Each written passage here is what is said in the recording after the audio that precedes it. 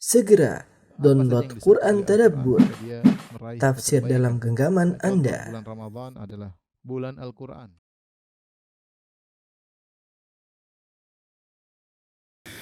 Innal hamdalillah nahmaduhu wa nasta'inuhu wa nastaghfiruhu wa natubu ilaihi wa na'udzu billahi min syururi anfusina wa sayyiati a'malina.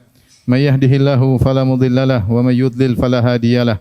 Asyhadu an la ilaha illallah wahdahu la syarikalah wa asyhadu anna Muhammadan abduhu wa rasuluhu la nabiyya ba'dah. Ya ayyuhalladzina amanu taqullaha haqqa tuqatih wa la tamutunna illa wa antum muslimun. Fa inna asdaqal hadithi kitabullah wa khairal huda huda Muhammadin sallallahu alaihi wasallam wa syarrul umuri muhdatsatuha wa kullu muhdatsatin bid'ah wa kullu bid'atin dhalalah wa kullu dhalalatin finnar. Ma'asyiral muslimin, usikum wa nafsi bitaqwallah faqad fazal muttaqun. Sungguhnya di antara tujuan utama diciptakannya kita makhluk adalah untuk beribadah kepada Allah Subhanahu wa taala. Allah berfirman, "Wa ma khalaqtul jinna wal insa illa liya'budun." Tidaklah aku ciptakan jin dan manusia kecuali untuk beribadah kepadaku. Yaitu bagaimana kita bisa mentahqiq, mewujudkan al-ubudiyah, penghambaan kepada Allah Subhanahu wa taala. Ibarat seorang budak yang tunduk kepada tuannya yang telah membelinya kemudian menjadi miliknya, maka sang budak tunduk dengan setunduk-tunduknya kepada majikannya. Apatah lagi Allah Subhanahu wa taala yang telah menciptakan kita. Kita hanyalah tidak lain merupakan ciptaan dari Sang Pencipta yang Maha Esa, yang Maha Agung, Allah Subhanahu wa taala. Maka semakin seorang mewujudkan al-ubudiyah, penghambaannya kepada Allah Subhanahu wa taala, pengakuannya sebagai budak di hadapan Allah Subhanahu wa taala, maka dia semakin mulia karena dia telah mewujudkan tujuan diciptakan dirinya. Orang yang paling mewujudkan ubudiyah kepada Rabbul Alamin adalah para anbiya, para rasul. Oleh karenanya Allah Subhanahu wa taala mensifati mereka dengan hamba. Seperti firman Allah Subhanahu wa taala, "Wadhkur 'abdana Daud."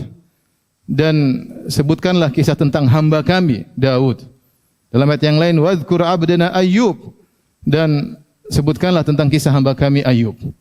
Dan Nabi Muhammad sallallahu alaihi wasallam dipuji dari dua sisi. Dipuji karena dia seorang rasul dan dia juga dipuji sebagai seorang hamba. Dialah manusia yang paling kuat menunjukkan peribadatan dan penghambaannya kepada Rabbul Alamin. Oleh karenanya dalam kondisi-kondisi genting, Allah justru menyebut sifatnya sebagai hamba. Contoh firman Allah Subhanahu wa taala, "Subhanalladzi asra bi 'abdihi lailan minal masjidil haram ilal masjidil aqsa alladzi barakna haulahu linuriyahu min ayatina." Maha suci Allah yang telah memperjalankan hambanya. Allah tidak mengatakan maha suci Allah yang telah memperjalankan rasulnya. Ini adalah kondisi yang sangat mulia. Kondisi genting di mana orang-orang musyrikin mendustakan kejadian ini. Di situ Allah menampakkan sifat ubudiyah Nabi Muhammad sallallahu alaihi wasallam. Allah mengatakan subhanalladzi asra bi 'abdihi. Maha suci Allah yang telah memperjalankan hambanya minal masjidil haram ilal masjidil aqsa. Dari Masjidil Haram ke Masjidil Aqsa alladzi barakna haulahu, yang kami berkahi di sekitarnya. Demikian juga ketika Allah menyampaikan tantangan kepada orang-orang musyrikin yang mendustakan Al-Quran. Kata Allah Subhanahu wa taala, "Wa in kuntum fi raibim mimma nazzalna ala 'abdina fa'tu bi suratin min mithlih wad'u syuhada'akum min dunillahi in kuntum shadiqin." Kalau kalian ragu tentang apa yang kami turunkan kepada hamba kami. Allah tidak mengatakan kalau kalian ragu tentang Al-Quran yang kami turunkan kepada Rasul kami. Tapi Allah sebut yang kami turunkan kepada hamba kami. Fa'tu bi suratin min mithlih, maka datangkanlah satu surat seperti dalam Al-Quran.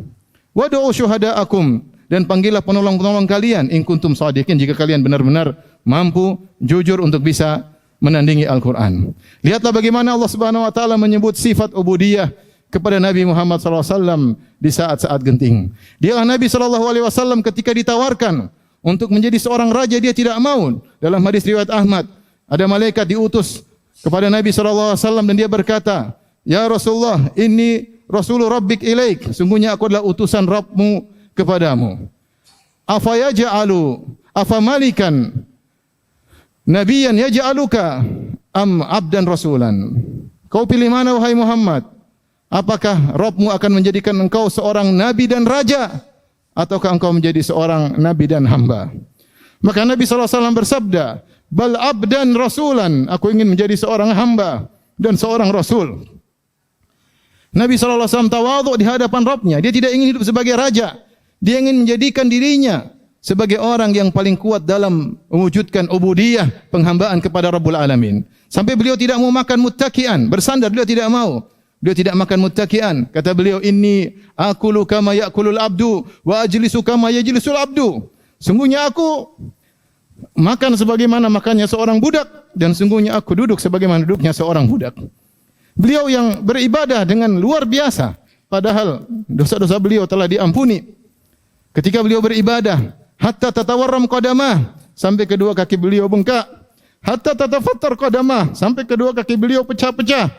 Maka Aisyah istrinya berkata, "Ya Rasulullah, atasna'u hadza wa qad ghufira laka ma taqaddama min dhanbik wa ma ta'akhkhar."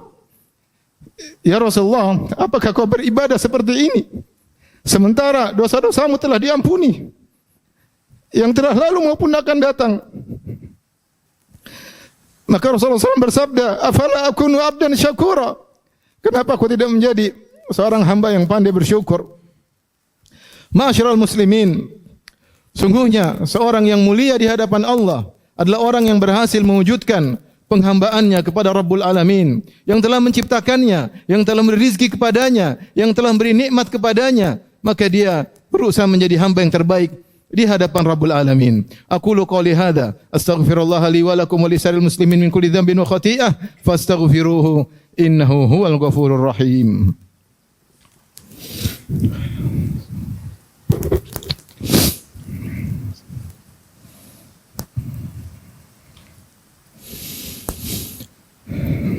Alhamdulillahi ala ihsanih wa syukrulahu ala taufiqihi wa amtinanih wa asyhadu an la ilaha illallah wahdahu la syarika lahu ta'ziman li sya'nih wa asyhadu anna Muhammadan abduhu wa rasuluhu da'ila ridwanih.